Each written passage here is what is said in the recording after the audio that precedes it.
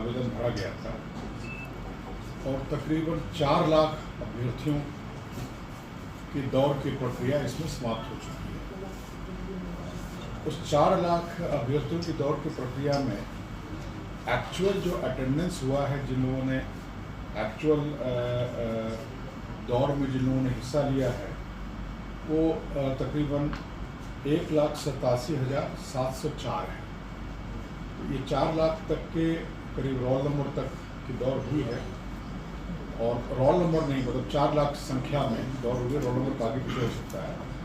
इसमें 1,87,704 लोगों ने दौड़ में हिस्सा लिया है, और जो सफल हुए हैं दौड़ में और चेस्ट नापी के बाद जो उनका बढ़ता था, वो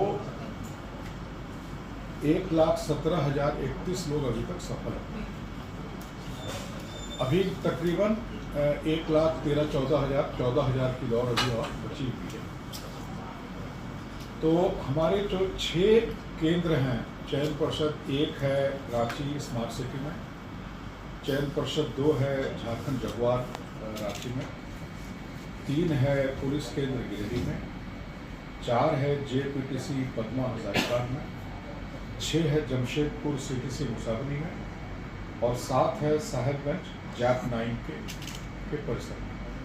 तो इन सब जगहों पर अब हम लोग जो 2 दिन का हमारा बचा हुआ था, 3 और 4 का, ये हम लोग 10 तारीख से प्रारंभ करेंगे।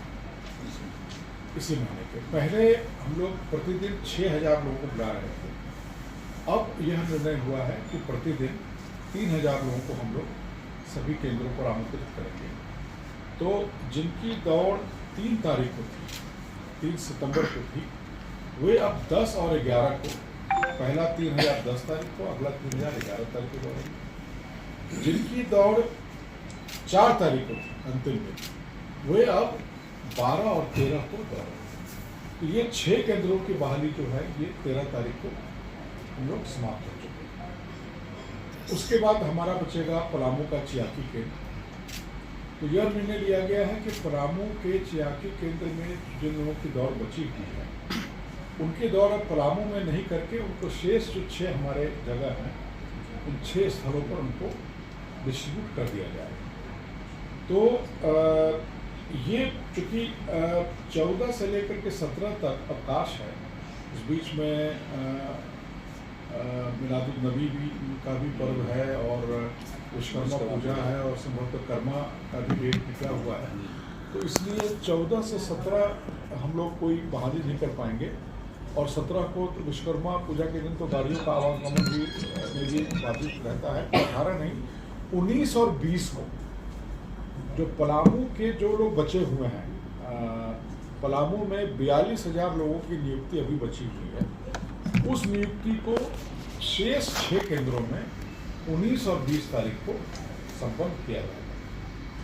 JSCC के द्वारा कल से लेकर परसों तक ये जो परिवर्तन हो रहा है डेट का और स्थल का, ये हम लोग कल से परसों तक उनका एडमिट कार्ड जो है, फ्रेश एडमिट कार्ड उनके साइट पर अपलोड हो जाएगा। तो जो अभ्यर्थी है वो एडमिट कार्ड अपना अपलोड कर सकते हैं, उनको पता चल जाएगा कि किस तारीख को किस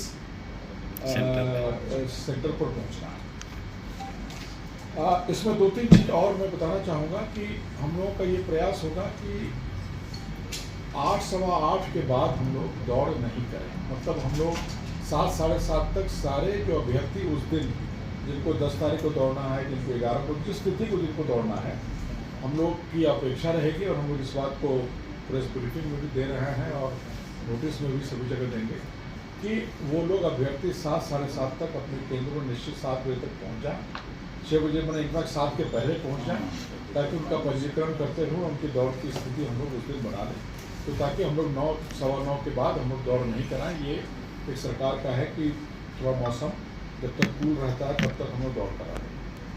दूसरा, ये जो जिन अभ्यर्थियों की मृत्यु हुई है, उसमें कुछ लोगों का तो सडन डेथ हुआ है, दौड़ते समय गिरे हैं, फिर अस्पताल तक पहुंचते पहुंचते उनकी मृत्यु हो गई है। कुछ लोगों की अस्पताल में ट्रीटमेंट हो गई है। तो अभी तक चूँकि इनका यूडी केस दर्ज हुआ है, इनका पोस्टमार्टम हुआ है। पोस्टमार्टम के बाद इनका बाकी का जो परीक्षण है वो FSL और मेडिकल टीम के द्वारा किया जा रहा है। तो फाइनल रिजल्ट आने में थोड़ा समय लगेगा, लेकिन अनुमान ये है कि इसमें से काफ़ी लोगों की मृत्यु जो हुई है वो हार्ट अटैक से, हृदय गति रुकने की वजह से हुई है। अब ये हृदय गति जो रुकी है ये विभिन्न कारणों से हो सकती है। कई बार कोई लंबी बीमारी रही हो, किसी तरह का कोई लंग्स में इन्फेक्शन रहा हो, तो ऑक्सीजन की कमी और इन सब चीज़ों की कमी रहती है जिससे कि घटना घटती है। तो हम लोगों का ये आग्रह होगा सभी जो शेष जो अभी 1,14,000 अभ्यर्थियों का भी होना है, 4 लाख का हो चुका है, 1,14,000 अभ्यर्थियों का भी हमको टेस्ट कराना है।